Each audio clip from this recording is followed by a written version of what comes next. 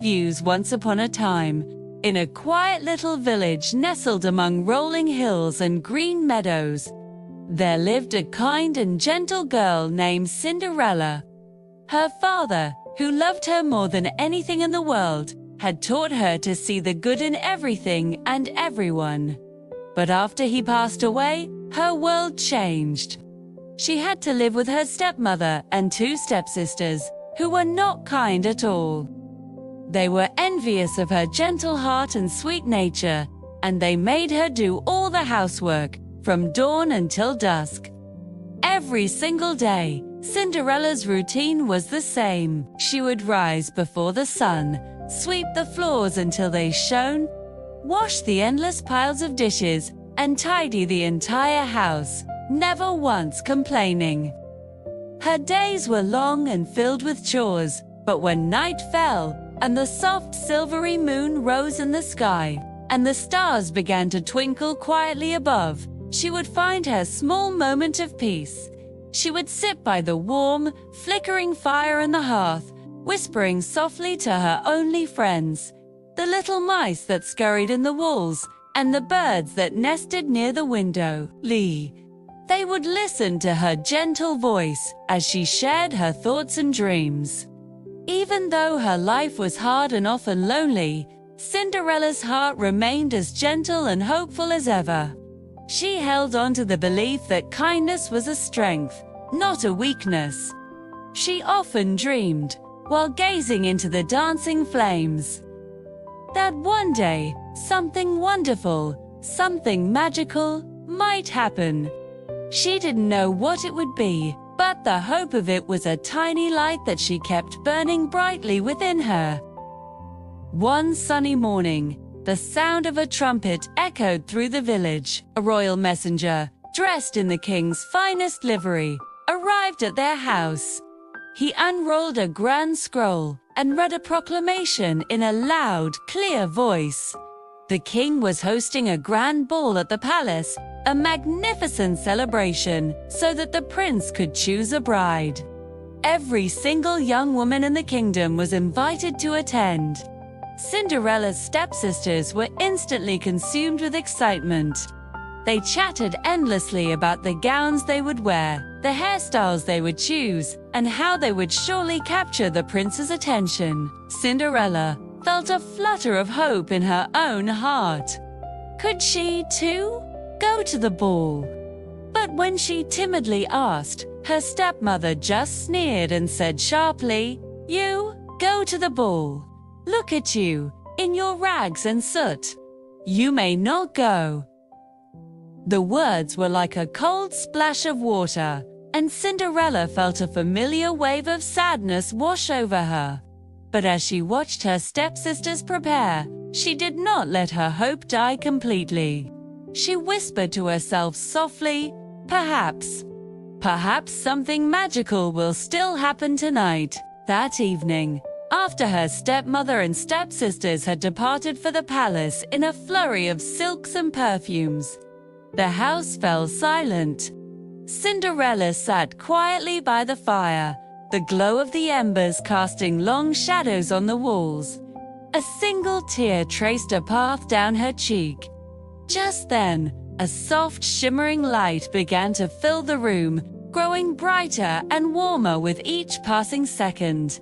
And in the center of the light, a kind and gentle fairy godmother appeared, her smile as warm as the hearth fire. "My dear child," the fairy said, her voice like the tinkling of tiny bells, "do not cry. Dry your tears. Tonight, your dreams, the ones you have held so close to your heart, will come true."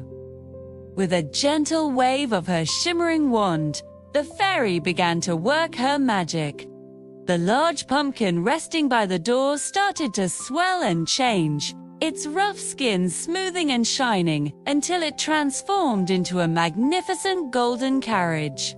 With another flick of the wand, the little mice, Cinderella's loyal friends, grew into 4 graceful white horses to pull it. Then, the fairy godmother touched Cinderella's tattered dress.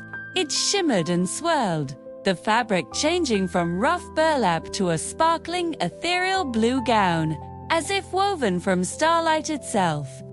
Finally, the fairy placed a pair of delicate sparkling glass slippers on her feet. But remember, the fairy whispered softly, her eyes full of gentle warning, "This magic is beautiful, but it is temporary. It will all end at the stroke of midnight." Cinderella nodded, her heart pounding with a mixture of disbelief and pure joy. When Cinderella arrived at the palace, stepping out of her golden carriage, a hush fell over the crowd. Everyone turned to stare, gasping at her elegance and gentle beauty. No one, not even her own stepsisters, recognized the girl from the cinders. The prince himself, who had been politely greeting guests, saw her from across the grand ballroom and was immediately captivated. He walked straight to her, bowed, and asked her to dance. They moved slowly and gracefully across the polished floor, lost in their own world. They talked quietly, their voices a soft murmur beneath the soaring music of the orchestra. They laughed softly, sharing a gentle, unspoken happiness that seemed to fill the entire room. The music floated around them, soft and soothing. The thousands of candles in the chandeliers glowed warmly, and through the tall windows, the stars outside twinkled like tiny, scattered diamonds. Time passed quickly, as it always does when one is truly happy, and Cinderella felt a deep, overwhelming joy she had never known. For these few hours, she was not a servant girl, but a princess in a fairy tale. Suddenly, the deep, resonant chime of the great palace clock began to ring through the ballroom. Dong, dong. It was striking 12. Cinderella's heart leaped with alarm. She remembered the fairy's gentle warning. "I must go," she exclaimed, pulling away from the prince's hand. She ran as quickly as she could, her heart pounding, through the echoing palace halls and down the grand marble staircase. In her haste, one of her delicate glass slippers came off, left behind on the steps. She didn't have time to go back for it. She hurried into the night, just as the magic began to fade. The golden carriage disappeared, turning back into a simple pumpkin. The sparkling gown faded, and she was once again in her simple, soot-stained clothes. But as she walked the quiet path back to her small, dark home, Cinderella did not feel sad. Her heart was full to the brim with happiness. She had experienced a truly magical night, a night of beauty and kindness, and she carried that precious memory gently within her. It was a treasure no one could ever take away. The very next day, the entire kingdom was abuzz with talk of the mysterious, beautiful princess. The prince, determined to find her, began a search. He took the single glass slipper she had left behind and decreed that he would marry the woman whose foot it fit. He and his royal court traveled from house to house, searching the kingdom, trying the glass slipper on every young woman. But the slipper was so small and delicate, it fit none of them. Finally, the prince arrived at Cinderella's house. Her stepsisters, giddy with excitement, pushed and shoved, each trying to force her foot into the tiny slipper. But it was no use, it would not fit. Just as the prince was about to leave, disappointed, Cinderella stepped forward from the shadows, quietly and politely. The stepmother scoffed, but the prince, seeing a flicker of something familiar in her gentle eyes, insisted she be allowed to try. Cinderella sat down and slid her foot into the delicate glass slipper.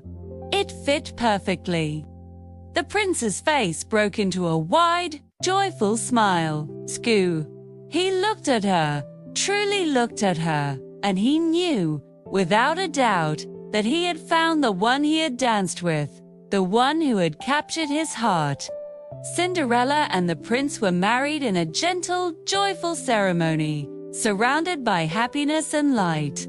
True to her nature, Cinderella forgave her stepsisters and stepmother. Her kindness and patience finally rewarded with a life of love, happiness, and peace. But even in the grand palace, surrounded by luxury, she never forgot the simple, little joys of her humble beginnings. She often strolled through the royal gardens, listening to the birds sing their morning songs, feeling the wind gently brush her hair, and remembering the quiet, peaceful nights spent by the warm fire, dreaming of a better future. And so, Cinderella's story reminds us that even when life feels hard and our dreams seem far away, kindness and hope are their own kind of magic. They have the power to transform our world in the most unexpected and beautiful ways. Now, as our story ends, close your eyes. Take a slow, deep breath. Imagine the stars twinkling softly in the dark night sky above you. Let yourself drift gently into sleep, and may you dream of a world where kindness is rewarded, where hope shines bright, and where magic is always possible. Good night.